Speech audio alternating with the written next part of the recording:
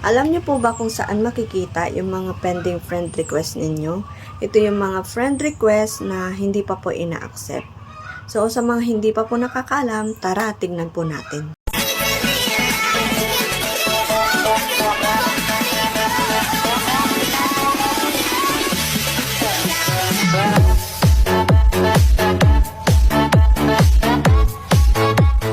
Sa mismong Facebook account natin, pindutin natin yung icon na yan.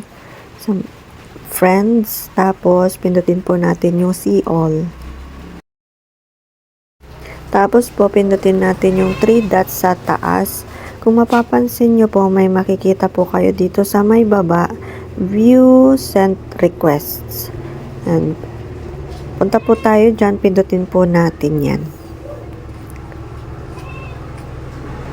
So, ito na po yung mga list ng mga pending sent request natin, yung hindi pa po ina-accept. So, pwede po natin cancel kung gusto nyo po.